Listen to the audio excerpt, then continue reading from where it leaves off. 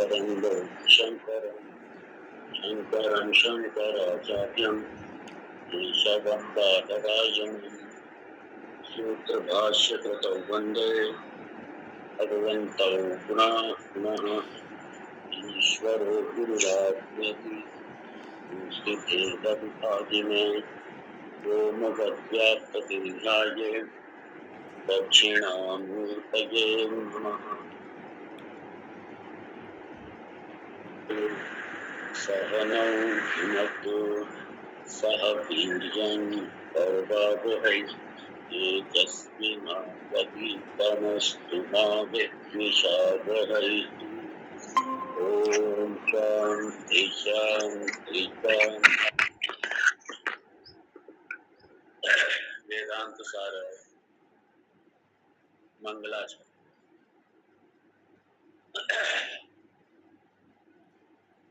अखंडं सच्चिदानंदं अवाङ्मनसगोचरम् आत्मानम् अखिलाधारम् आश्रये अभीष्टसिद्धये।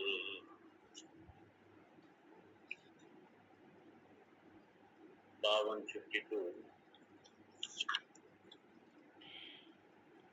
अथ महावाक्यार्थो गम्यते इदं तत्त्वमसि इति वाक्यम्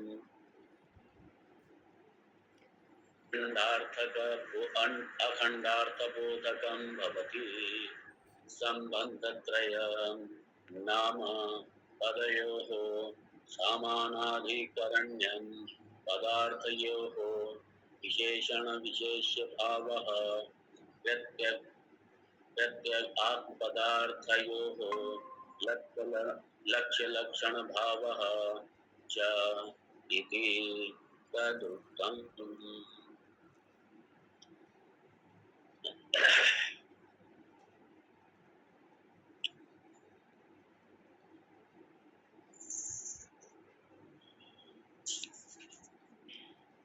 तीन इसलिए ये तीन संबंध इसीलिए हम लोग देते हैं।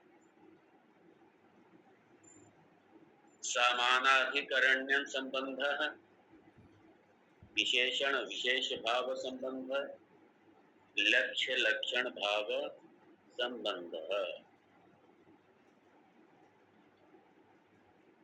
समानाधिकरण तो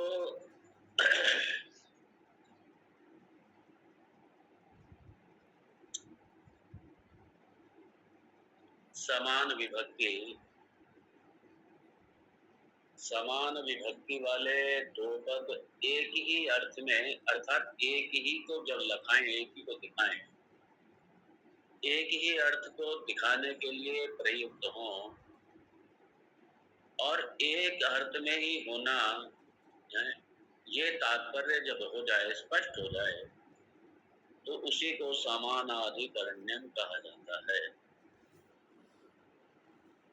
भिन्न प्रवृत्ति निमित्तयोः शब्दयोः एकस्मिन् अर्थे प्रवृत्ति ही। भिन्न प्रवृत्ति निमित्तयोः,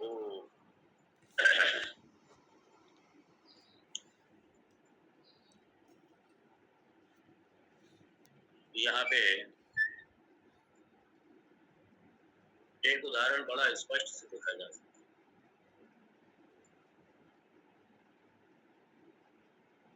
जैसे मान लीजिए आप लोग किसी के साथ हुआ भी होगा, जनरली ये कॉमन है,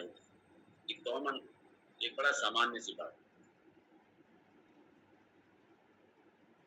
कॉलेज में, स्कूल में पढ़ते हैं और उसके बाद में जब स्कूल छूटता है, कॉलेज छूटता है, काफी लोग ऐसे होते हैं फिर उनसे जीवन में मुलाकात नहीं होती नहीं मुलाकात, संपर्क टूट जाता है। मान लीजिए कुछ लोग हैं जो आपके संपर्क में रहे और आखिर तक रहे, अभी तक भी होंगे, बाकी अधिकांश संपर्क ही छूट जाते हैं। जिनसे संबंध होते हैं, जिनसे मित्रता होती है, बने रहते हैं, संबंध बनना छूट जाता है। कई बार जिनसे कॉलेज में बड़े अच्छे मित्र होते हैं, लेकिन बाद में छूट जाते हैं, अपने अपने फैमिली में, अपने अपने कोई कारोबार में, सर्विस में, जॉब में व्यस्त हो जाते हैं सब। और मान लीजिए 40 साल 50 साल के बाद में कभी मिलना हुआ, मेरे साथ हुआ। मैं एक बार एक सज्जन से करीब 40 40 40-42 साल के बाद, और कई बार ऐसा होता है कि मान लीजिए भगवान की कृपा है, कई बार ऐसा होता है कि कोई कोई व्यक्ति किसी फील्ड में किसी में अपना निकल गए, और लोग जानने लगते हैं। कई बार ऐसा होता है लोग जानने लगते हैं। अब लोग जानने लगते हैं, उसके बाद में जब किसी अपने बहुत परिचित को पता चलता है कि अरे ये तो वो हो गए, ये तो वहां पहुंच गए, इन्होंने तो ये कर लिया, इन्होंने तो वो कर लिया। अब आप भूल गए, आपको नहीं पता, लेकिन अगले की उत्सुकता जगेगी। अरे कॉलेज में पढ़ते थे, स्कूल में पढ़ते थे, मिले तो सही एक बार एक बार मिले तो सही। फिर पता चला कि उनको किसी ने नंबर दिया, उन्होंने कहीं से नंबर लिया, फिर उन्होंने कभी फोन किया और उसके बाद में मालूम पड़ा कि उनका हम मिलना चाहते हैं। अब पता ध्यान में नहीं है, पता चला कॉलेज स्कूल में पढ़ते थे। उसके बाद में मालूम पड़ा कि 40 साल हो गए, 45 साल हो गए, और पढ़ते थे कॉलेज में साथ में, और पता चला कि वो सब पोते पोती वाली हो गए सारे उनके नाती पोते हो गए। और युवा अवस्था थी, 18 20 20 22 साल की अवस्था थी जब बिछड़े, कॉलेज से छूटे। उसके बाद में मालूम पड़ा जब तब तक पता चला कि पोते वाले हो गए। भगवान अगर लंबी उम्र दे, नहीं तो कई बार ये भी दुर्भाग्य है कि इतनी अवस्था ही नहीं लोग देख पाते हैं, चले जाते हैं बहुत जल्दी। मैं तो चाहता हूँ भगवान भगवान से प्रार्थना करता हूँ सबको पूर्ण जीवन दे, सबको सुखी रखे, सबको स्वस्थ रखे, अपना पूर्ण आयु लेकर के जाए सब, और स्वस्थ पूर्वक सुख पूर्वक। पहुंच जाते हैं तो बहुत अच्छी बात है, भगवत कृपा है, नहीं तो कई बार 30 में चले गए, 40 में चले गए, 45 में चले गए, 50 में चले गए, पता ही नहीं चला। बहुत से लोग चले आते पता ही नहीं चला। तो मालूम पड़ा 40-45 साल के बाद में वो शख्स जिन्हें आप बिल्कुल भूल गए, वो आपको भूल गए थे, लेकिन उन्हें किसी तरीके पता चला है कि आपको बहुत महत्वपूर्ण कार्य। और कई बार ऐसा होता है कि जब आप किसी क्षेत्र में, किसी भी क्षेत्र में आगे निकल जाते हैं, आपको हालांकि नहीं पता, लेकिन लोग जानने लगते हैं। फिर मालूम ये हुआ कि वो किसी के साथ में आए आपके पास में, और उन्होंने आपसे परिचय कराया। अब उन्होंने कहा, यह शास्त्र में उदाहरण दिया जाता है, अयम देवदत्ता सह अयम देवदत्ता। अरे सुनो, बोलिए। अरे ये वही हैं जब अपन ग्रेजुएशन कर रहे थे कॉलेज में। हाँ, ये अपने साथ पढ़ते थे, ये वो हैं। कौन से? अरे ये वही तो हैं। अरे वो दूसरी पंक्ति में बैठा करते थे, और ऐसे ऐसे ड्रेस पहन के आते थे, ऐसे ऐसे बोलते थे, और ऐसे ऐसे।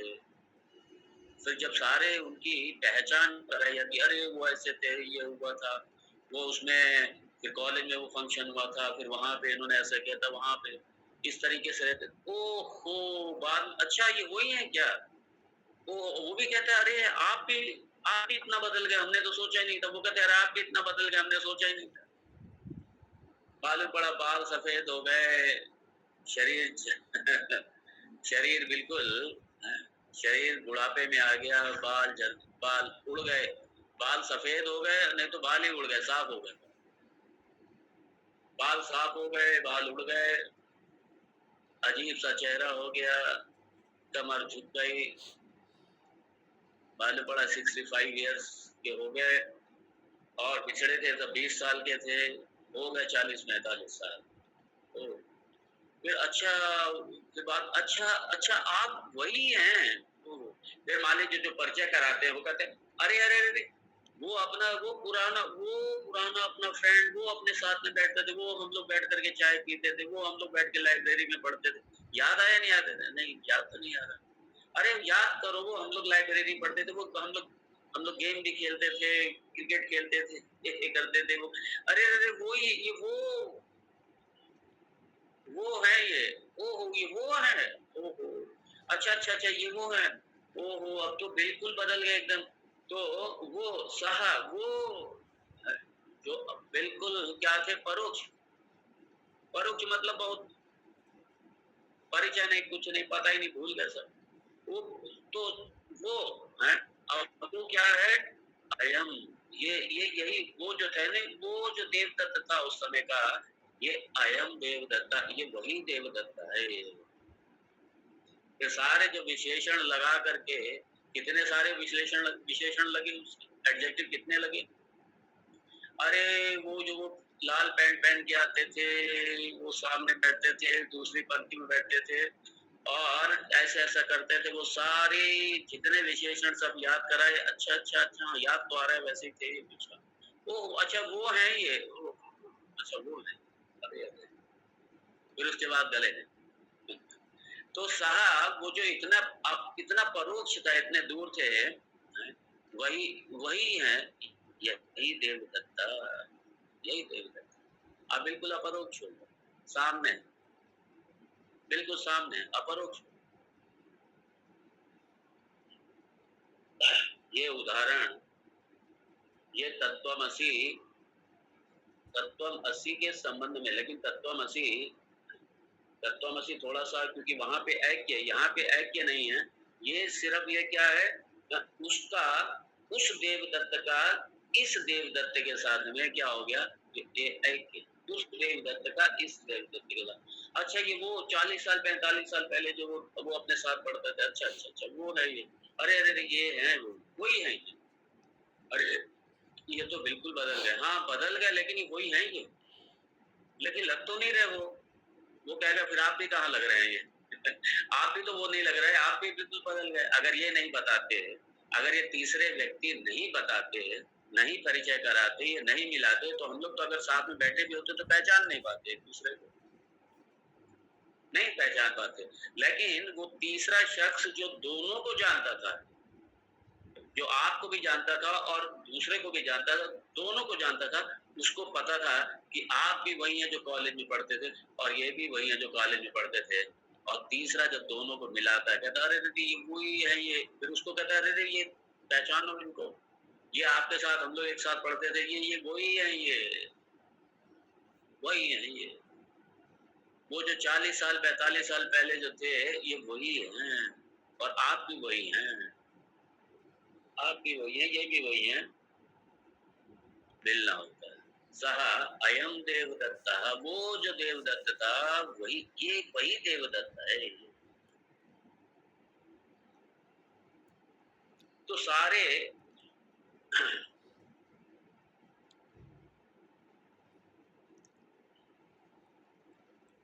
तो अब ये देखिए,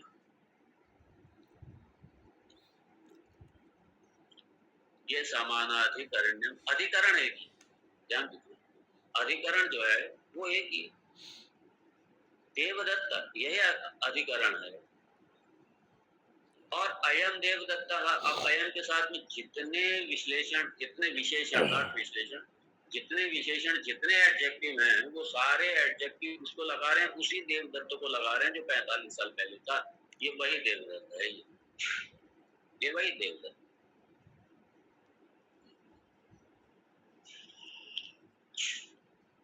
तो शब्द बहुत से होंगे, और सारे शब्द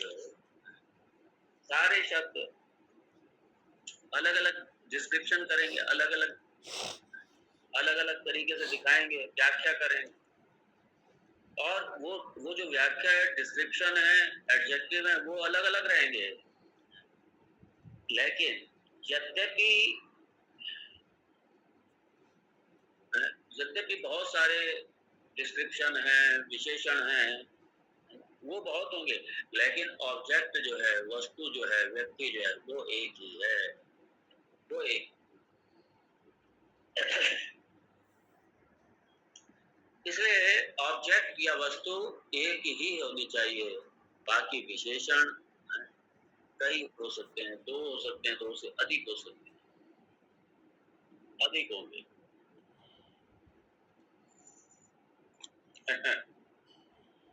तो जैसे हम लोगों ने फूल के संबंध में उदाहरण देखा था, तो यही है, भिन्न प्रवृत्ति निमित्तानि शब्दानि पदानि भिन्न प्रवृत्ति निमित्तम। तो डिफरेंट, विभिन्न, विभिन्न शब्द, विभिन्न डिस्क्रिप्शन,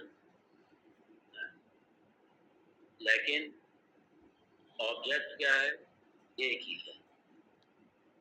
जैसे कई सारी नदियां एक ही समुद्र में जाके मिल जाए, तो उसी तरीके समझिए जैसे ये प्रत्येक शब्द जो है एक नदी की तरह।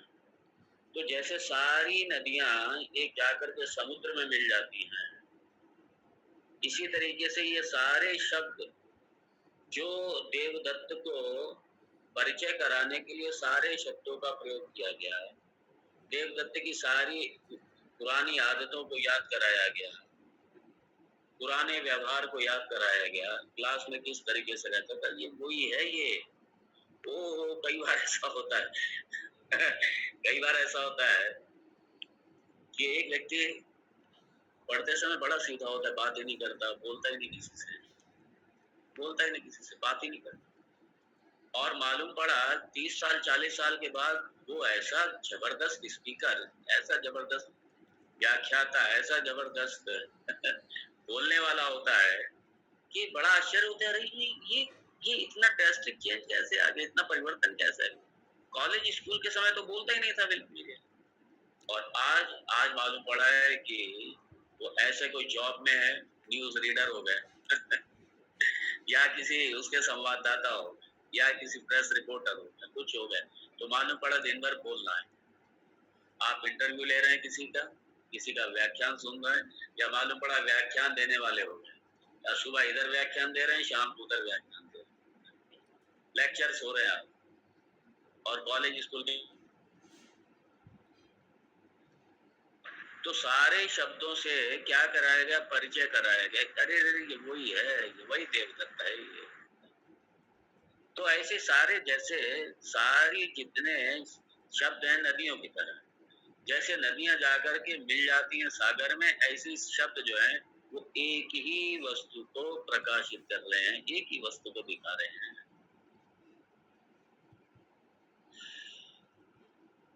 डिस्क्रिप्शंस अलग अलग तरीके से हो सकते हैं, होंगे, लेकिन उद्देश्य क्या है, उस व्यक्ति उस वस्तु की पहचान कराना।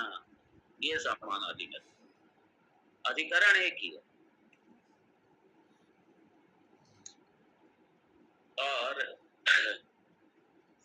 तो पहले थी शब्दानी पदानी है, भिन्न प्रवृत्ति निमित्तयोः शब्दयोः एकस्मिन् समान विभक्ति का नाम, समान विभक्ति अंतयोः पदयोः एकस्मिन् अर्थे तात्पर्यम्। अब ये दूसरा इसका फीचर है समानाधिकरण का, थोड़ा और विकसित, समान विभक्ति का नाम। ये जो सारे शब्द हैं,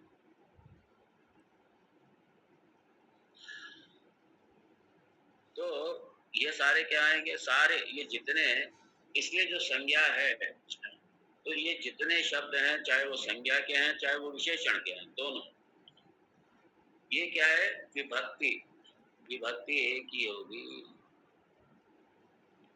ये आप जानते हैं ना, विभक्ति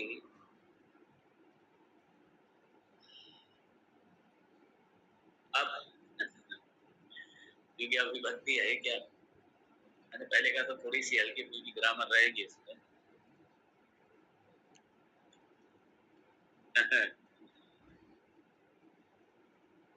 विभक्ति।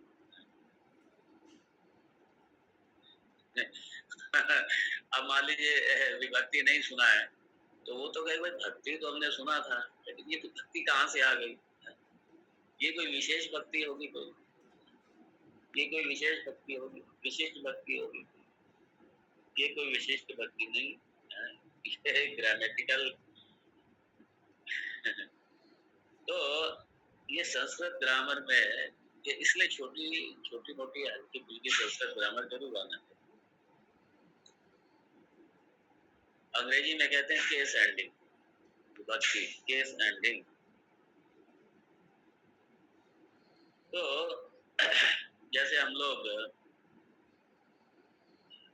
अंग्रेजी में जैसे प्रेफिक्स हैं, सफिक्स हैं,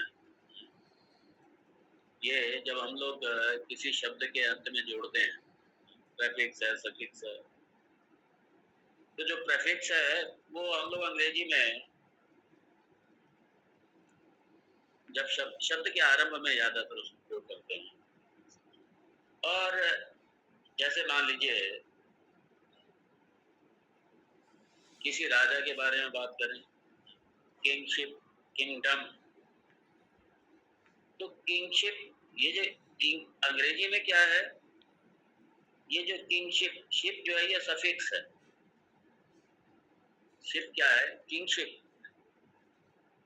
किंगडम, तो ये क्या हो गया, ये शिप जो है यहाँ पे सफिक्स हो गई। और प्रेफिक्स क्या है? जब शब्द के पहले कुछ जोड़ा जाए उसे कहते हैं प्रेफिक्स। तो आज जैसे मान लीजिए किंगशिप, मेंबरशिप, ये इस तरह ये सारे क्या है, ये प्रेफिक्स है। तो ये सफिक्स है, नॉट प्रेफिक्स, सफिक्स है। प्रेफिक्स क्या है? तो जैसे जैसे प्री, प्री जोड़ दिया,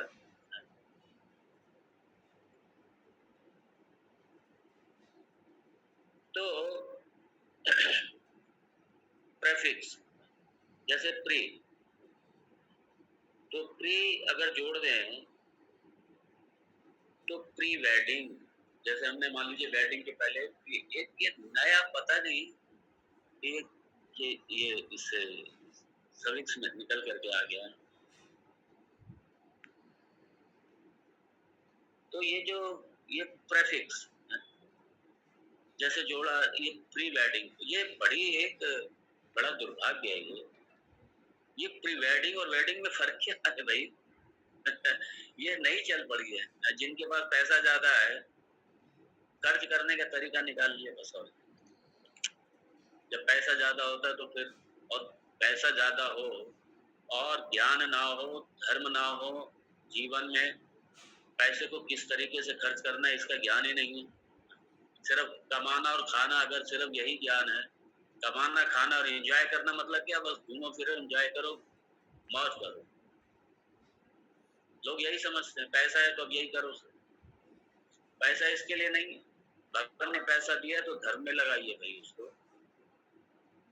उसको धर्म में लगाइए, उसको राष्ट्र के अच्छे किसी नोबेल कॉज में लगाइए, उसे जनहित में लगाइए, जनहितार्थ लगाइए। जहाँ कोई आवश्यकता है वहां पे उसकी पूर्ति कीजिए। धन लक्ष्मी, और लक्ष्मी का आदर करना आना चाहिए, लक्ष्मी का रेस्पेक्ट करना आना चाहिए। भगवान ने दिया है, लक्ष्मी आई है तो उसका निरादर, उसका और उसका अपव्यय उसका गलत तरीके से गलत स्थान पर व्यय करना, ये लक्ष्मी का अनादर है। और ये प्री वेडिंग और वेडिंग ये अजीब अजीब सारे पता नहीं कौन कौन सी रिवाज चल रहे हैं। और कुल मिलाकर के ये सारे जो एक्स्ट्रा मनी लगता है बस उसी को खर्च करने का एक ठिकाने लगाने का तरीका है। वो सोचते आएंगे इनकम टैक्स वाले ले जाएंगे, ये ले जाएंगे, वो ले जाएंगे। ईडी वाले ले जाएंगे, तो इसलिए खर्च करो, इसको यूज खर्च करो, सदुपयोग ना करो, दुरुपयोग करके खर्च करो, नाम करो, यश होगा। तो फलाने ने अपनी शादी में इतना पैसा खर्च कर दिया, कुछ नहीं, 4 दिन बाद भूल जाते हैं सारे।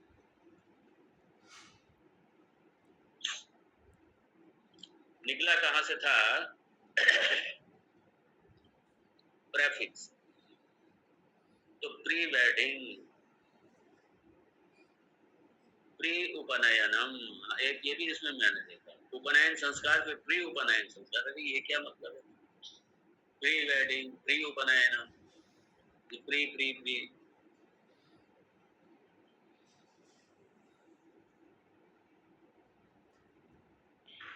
में भगवान ने जन्म दिया, लेकिन धर्म के बारे में जानते कुछ। हिंदू हैं, हिंदू होने का क्या मतलब है जानते कुछ,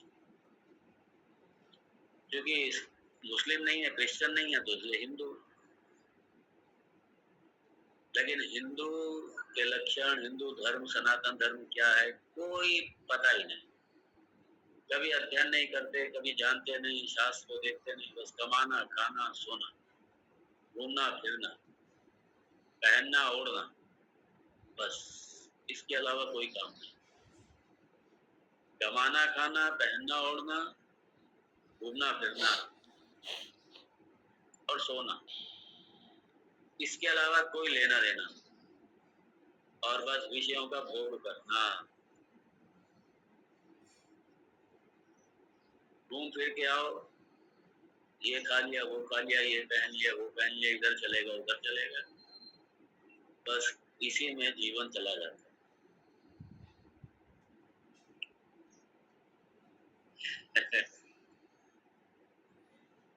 तो संस्कृत में इसे कहते हैं प्रत्यय, प्रत्यय, सफिक्स, प्रेफिक्स, प्रत्यय।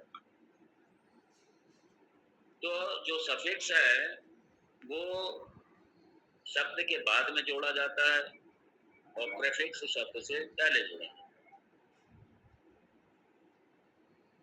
है।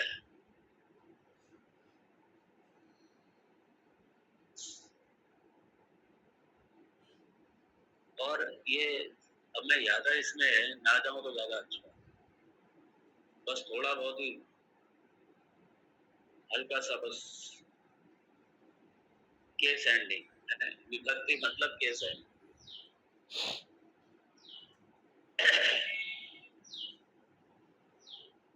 तो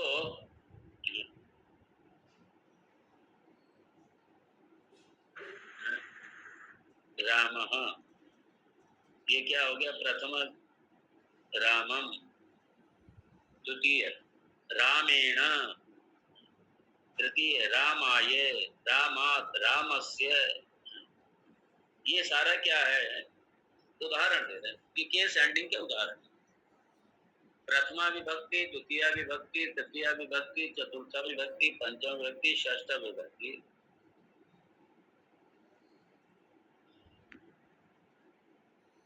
तो रामः, फिर रामम,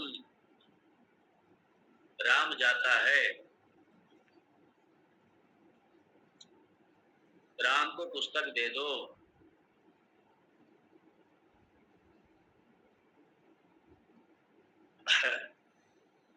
के द्वारा किया गया, राम के लिए किया गया, ये राम का है, ये राम का है, ये राम में है? और हे रामा, तो ये सप्तमी विभक्ति तक। और इसमें क्या है, जो विभक्ति है, समान विभक्ति का नाम।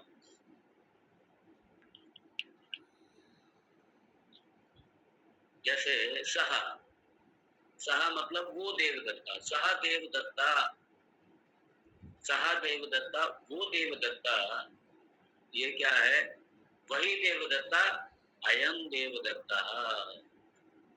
वहां देवदत्ता प्रथमा विभक्ति, सह वही प्रथमा विभक्ति, और यहाँ पे अयम देवदत्ता, ये प्रथमा विभक्ति से। ये वही देवदत्त, ये वो वाला देवदत्त, सहा देवदत्ता, वो देवदत्त जो है, वो देवदत्त, ये वही देवदत्त है, ये वही देवदत्त। विभक्ति दोनों की एक सी है।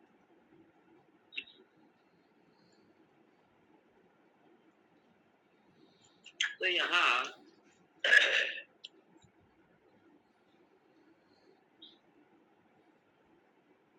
तो ये क्या होता है, ये जो सफिक्सेस है, ये क्या है, ये विभिन्न विभिन्न तरीके से वर्णन करती हैं, विभिन्न तरीके से वर्णन करती हैं।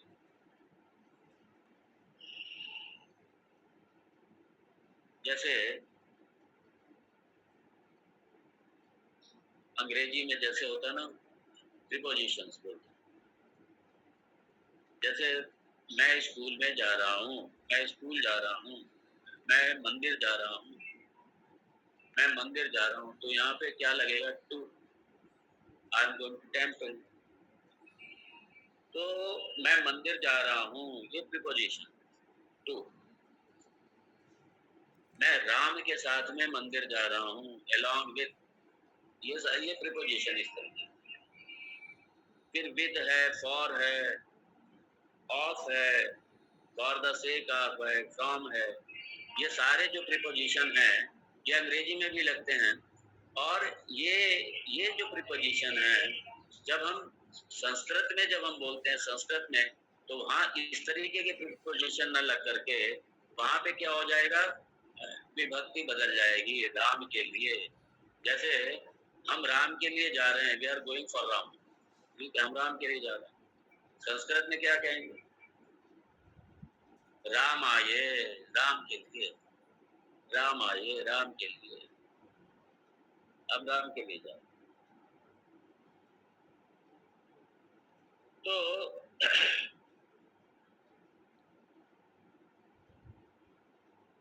अंग्रेजी में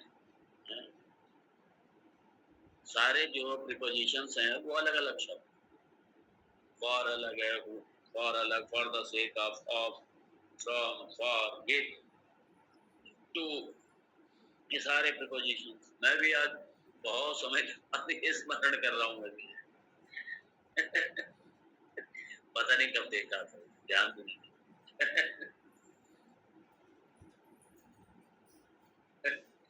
ये इसलिए हर भाषा का एक अलग आनंद, हर भाषा का एक अलग,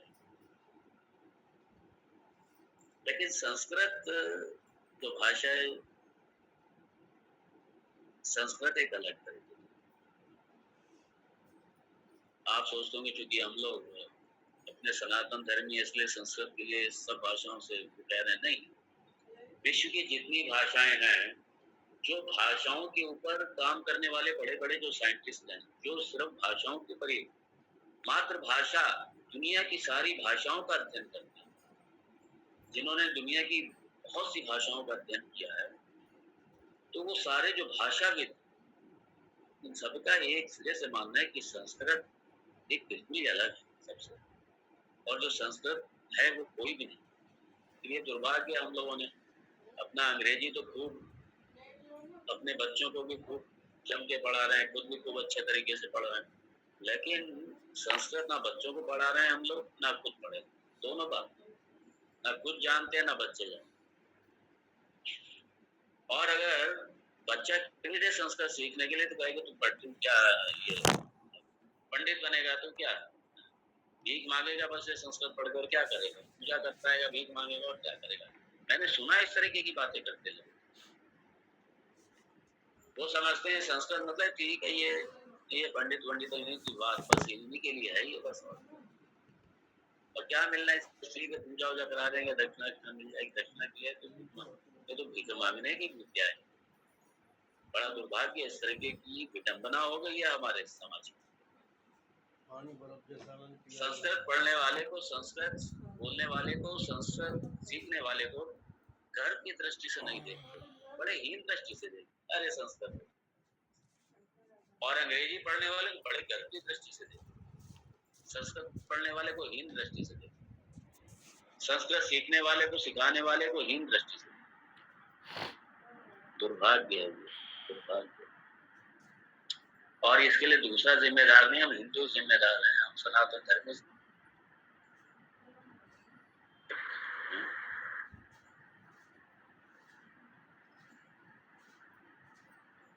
तो केवल बंद मत करना। जब विभक्ति बदलती है तो शब्द का रूप भी बदल जाता है। जैसे प्रथमा विभक्ति रामः, द्वितीय विभक्ति रामम, रामम, ये द्वितीय विभक्ति शब्द बदल। संस्कृत अंग्रेजी में क्या है, प्रीपोजिशन जोड़ा जाएगा, प्रीपोजिशन जोड़ा जाएगा, लेकिन संस्कृत में उस शब्द का स्वरूप बदल। रामः, रामम, रामेण, रामेण, रामाये चौथी, रामेण तीसरी, रामाये पांचवी। ये विभक्ति है केस एंडिंग। रामात, रामात राम के कारण, राम की, रामस्य,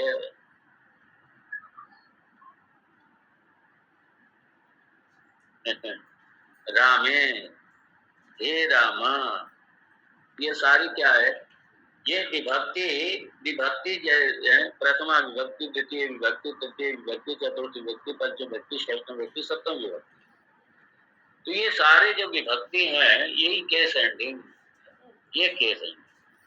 ठंडा है, मुझे लगता है इतना ही बहुत है विभक्ति के लिए, समझने के लिए इतना ही बहुत है। तो यहाँ पे क्या है, समान विभक्ति,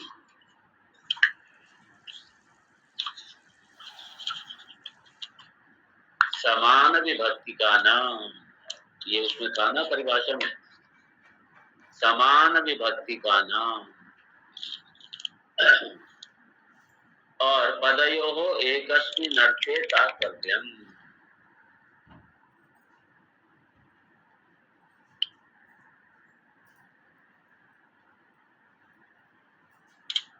तो यहाँ पे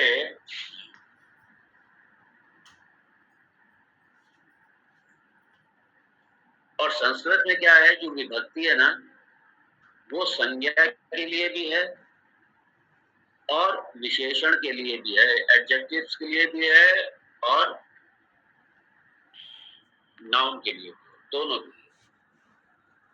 जैसे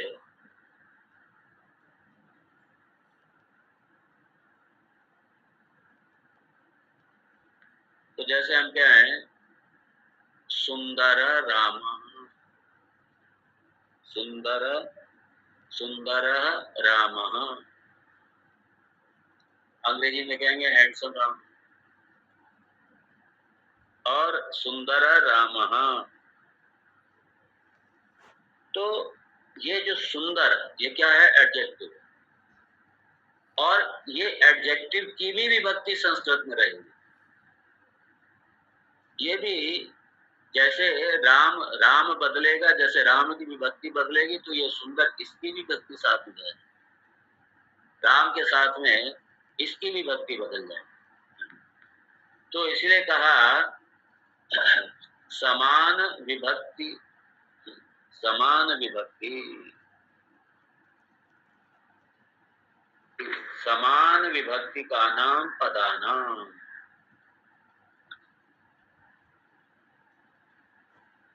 ये संस्कृत की अपनी अलग ही महिमा है संस्कृत।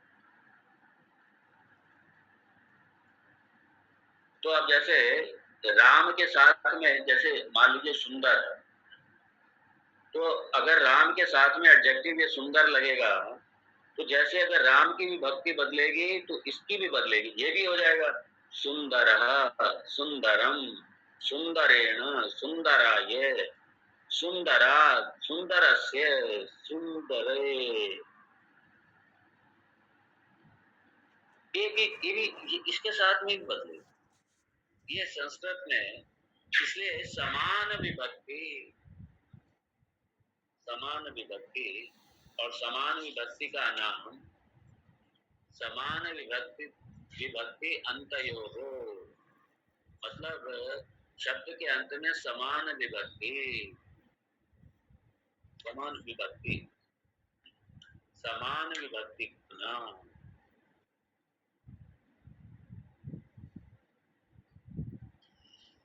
तो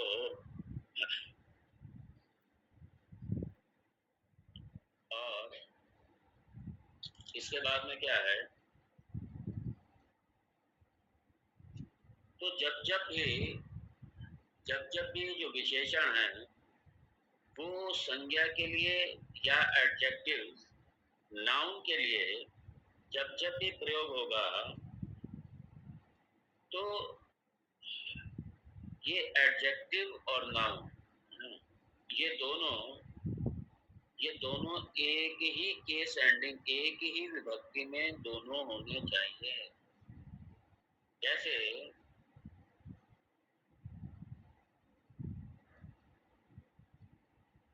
जैसे मान लीजिए, एक तो ये है, जैसे सेंटेंस में मान लीजिए सुंदरः रामः, सुंदर राम, ये क्या थी, प्रथमा थी।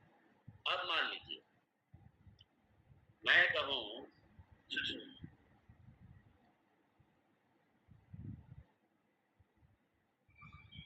कि राम, राम को, मैं राम को पूजता हूँ, मैं राम को पूजता हूँ। अब इसमें आ जाए सुंदर राम को पूजता हूँ, तो सुंदरम, सुंदर नहीं आएगा यहाँ पे, सुंदरम रामम। तो जैसे जैसे ये विभक्ति दोनों की एक सी रहेगी। मैं राम को पूजता हूँ, राम यहाँ पे है, रामम पूजयामी, मैं राम को पूजता हूँ।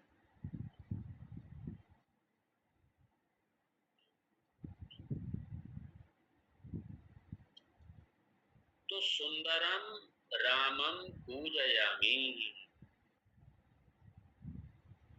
और जितने भी विशेषण होंगे उनकी जो विभक्ति है वो सारे जो नाउन है उसके अनुसार ही चलेगी। समान विभक्ति का नाम, तो विभक्ति दोनों के समान रहे। तो रामेण सह गच्छामि, सुंदरेण रामेण सह गच्छामि, रामेण सह, राम के साथ में, सुंदर राम के साथ में मैं जाऊंगा, मैं जाता हूँ, मैं जाता हूँ सुंदर राम के साथ में। तो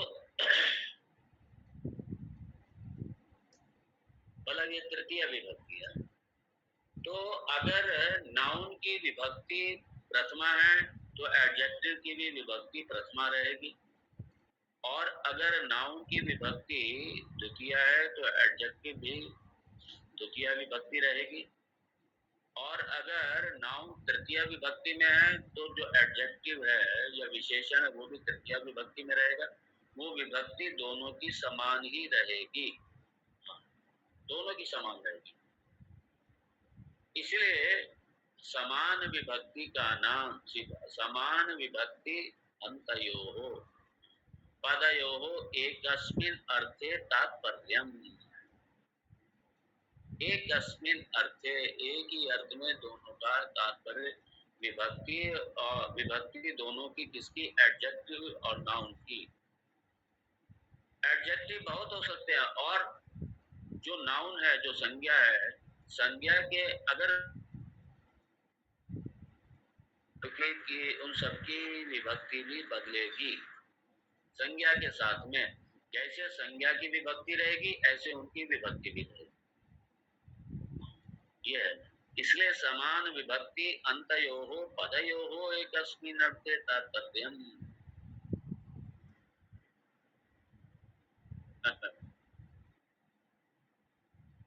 ये समानाधिकरण्यम्।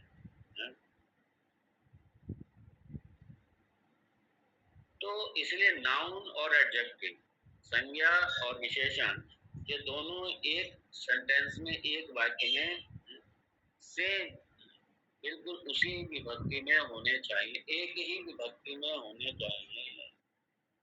और समानाधिकरण्य में शब्द बहुत हैं, दो भी हो सकते हैं, दो से ज्यादा हो सकते हैं। तो बहुत से शब्द हैं, लेकिन नाउन कितने हैं? जो संज्ञा वो कितनी है? नाउन एक ही है। जैसे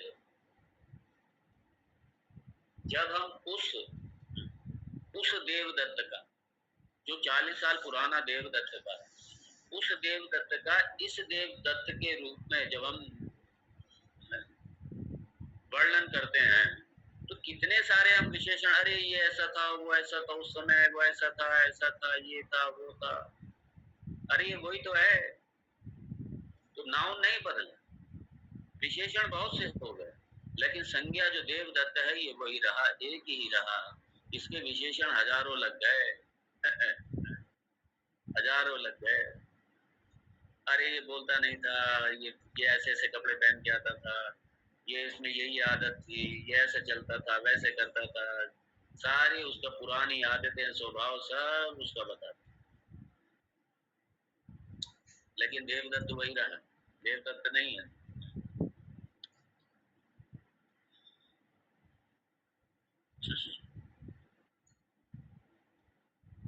तो जैसे संज्ञा बदलेगी, संज्ञा की विभक्ति बदलेगी, ऐसे सारे शब्दों की विभक्ति भी संज्ञा के अनुसार बदलेगी, संज्ञा के साथ में चलेगी।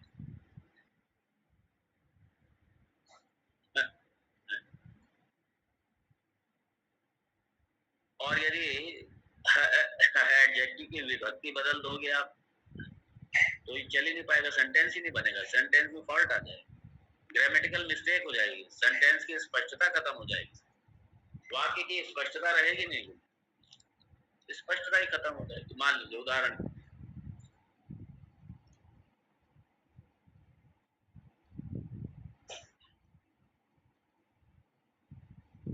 जैसे राम के लिए जाता हूँ, राम के जाता हूँ,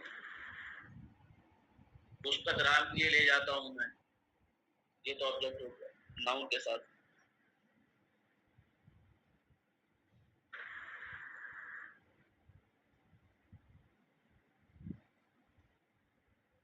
वो जो लाल लाल बैट वाला था, वो जो लाल बैट वाला था, लाल बॉल वाला, लाल बैट वाला, लाल बॉल वाला,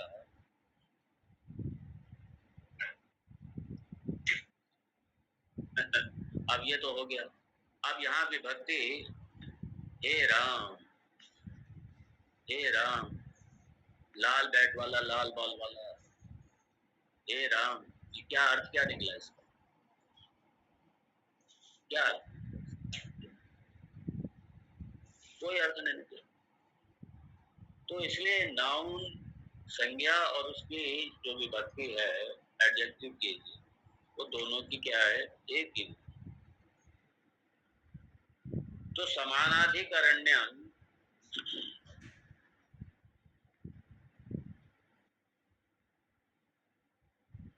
और चूंकि समानाधिकरण्यम में एक नाउन और बहुत से एडजेक्टिव और सारे जो शब्द हैं, देखिए सीधी सी परिभाषा, समानाधिकरण्य में एक नाउन और सारे एडजेक्टिव, लेकिन सब जो केस एंडिंग है, जो विभक्ति है, वो सारे सेम वही केस एंडिंग में होना चाहिए, समान विभक्ति का नाम।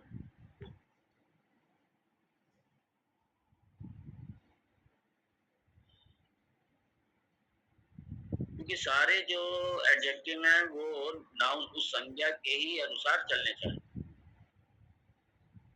तो जो विभक्ति है, समान विभक्ति का नाम पदानाम, इसलिए समान विभक्ति का नाम पदानाम। पदानाम मतलब सारे शब्दों की जो विभक्ति है, जो केस एंडिंग है, वो समान, वो एक सी होनी चाहिए, किसके अनुसार, नाउन के अनुसार होनी चाहिए।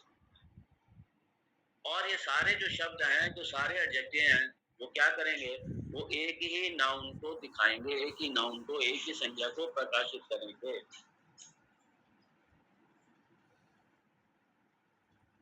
तो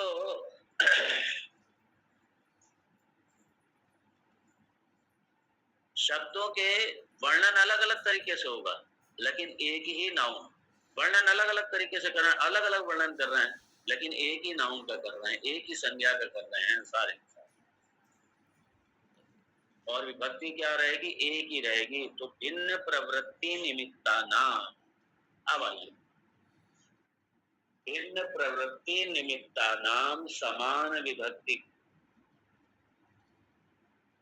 के तात्पर्य, भिन्न प्रवृत्ति निमित्ता नाम, बहुत से डिस्क्रिप्शन, बहुत से विशेषण, डिस्क्रिप्शन, भिन्न प्रवृत्ति निमित्ता नाम और समान विभक्ति का नाम।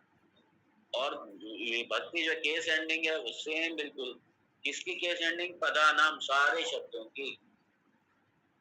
एकस्मिन् अर्थे तात्पर्यम्, एकस्मिन् अर्थे, एक ही अर्थ में, एक ही वस्तु को प्रकाशित करने में, एक ही व्यक्ति को प्रकाशित करने में, एकस्मिन् अर्थे तात्पर्यम्। तो भिन्न प्रवृत्ति निमित्ता नाम समान विभक्ति का नाम पदा नाम एकस्मिन् अर्थे तात्पर्यम् समानाधिकरण्यम्, ये डेफिनेशन, समानाधिकरण, ये समानाधिकरण की डेफिनेशन, ये परिभाषा है। भिन्न प्रवृत्ति निमित्तयोः शब्दयोः एकस्मिन् अर्थे प्रवृत्तिः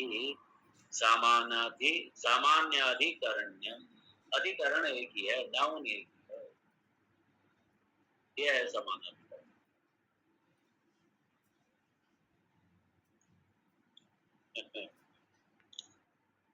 अब मान लीजिए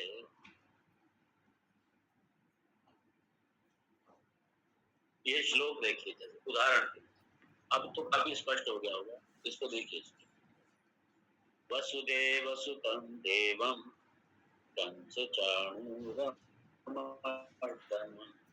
देवकी परमानंदं कृष्णं वंदे जगद्गुरुम्।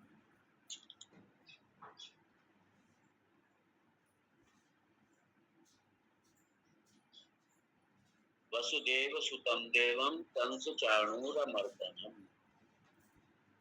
देवकी परमानंदं कृष्णं वंदे जगद्गुरुम्। और यहाँ पे क्या है? कृष्णम वंदे,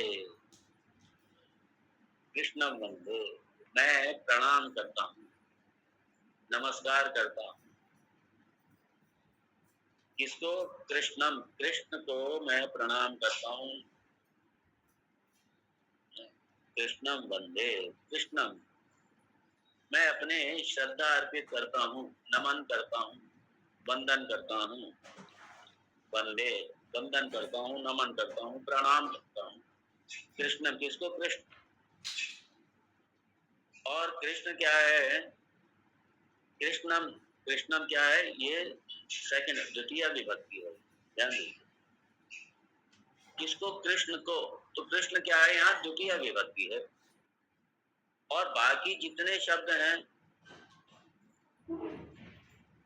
ये कौन है? ये वसुदेव सुतम, वसुदेव जी के पुत्र हैं। कंस चाणूर मर्दनम, देखिए मर्दनम, सुतम, परमानंदम, ये सब क्या है? सेम केस एंडिंग, सेम विभक्ति। तो ये सारे भगवान कृष्ण का ही वर्णन करने वाले हैं शब्द, उसी कृष्ण का वर्णन करें। तो जिस केस एंडिंग में, जिस विभक्ति में भगवान कृष्ण का नाम है, कृष्णम द्वितीय विभक्ति में, तो इसलिए जो वर्णन करने वाले भगवान कृष्ण के जो व्याख्या कर रहे हैं, भगवान कृष्ण की तरफ जो इंगित कर रहे हैं, संकेत कर रहे हैं, वो भी सारे द्वितीय विभक्ति में। वसुदेव सुतम, ये क्या है? एवं कंस चाणूर मर्दनम, ये सारा मर्दनम, देवम, सुतम, परमानंदम, ये सब क्या है? द्वितीय विभक्ति, सारे द्वितीय विभक्ति। और किसको किसको सब किसको प्रकाशित कर रहे हैं, किसका प्रतिपादन कर रहे हैं? भगवान कृष्ण का। और भगवान कृष्ण चूंकि द्वितीय विभक्ति में है, इसलिए सारे के सारे ये द्वितीय विभक्ति में है। ये सारे द्वितीय विभक्ति, इसलिए समान विभक्ति का नाम भिन्न प्रवृत्ति निमित्ता नाम, समान विभक्ति का नाम पदा नाम, सारे पदा नाम, सारे शब्द समान विभक्ति का नाम, सारे समान सेम केस एंडिंग में है ये सारे।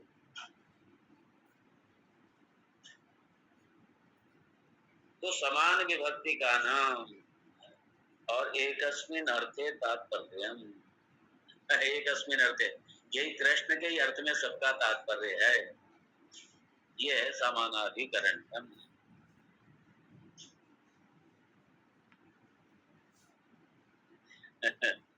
एवकी परमानंदम आह, एवकी का तो सोर्स है, एवकी का स्रोत है, आनंद प्रदान करने वाले। देवकी परमानंदम, देवकी को परमानंद देने वाले ये स्रोत है, ये भगवान श्री कृष्ण। ये सारे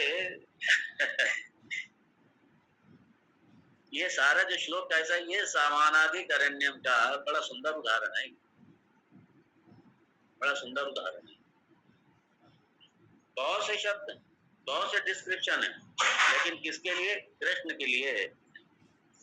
तो समान विभक्ति का नाम और विभक्ति सबकी एक ही है, सब इसमें सेकंड केस में, सारे द्वितीय विभक्ति में एक अस्मिन् अर्थे। और नमस्कार किसको? एक ही उसी कृष्ण को नमस्कार, जिसके ये सारे डिस्क्रिप्शन, सारे वर्णन करने वाले शब्द हैं। एक ही उसी कृष्ण को, एक ही कृष्ण को। अच्छा एग्जाम्पल है, वसुदेव सुतं देवं पंचचाणूरमर्दनं देवकी परमानंदं कृष्णं वंदे जगद्गुरुम्। भगवान कृष्ण की ही तो है सारी विद्या, जगत गुरु। अब तो क्या है कि कोई भी लिख देता है जगत गुरु, बड़ा दुर्भाग्य है, सब लिख देते हैं जगत गुरु। जगत गुरु देखा जाए या तो भगवान श्री कृष्ण के लिए या फिर भगवान शंकराचार्य जी के लिए।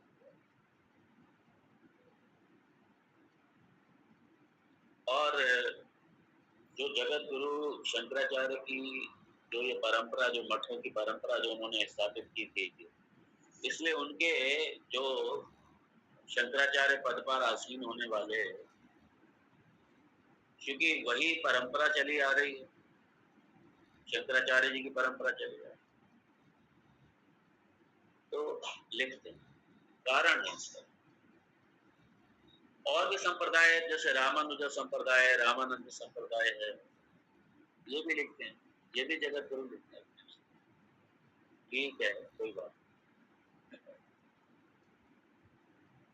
जगत गुरु।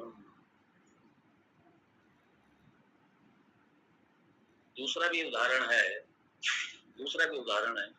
इसको कल और देखेंगे ताकि सामान्य अधिकरण्य में आपका स्पष्ट हो जाए।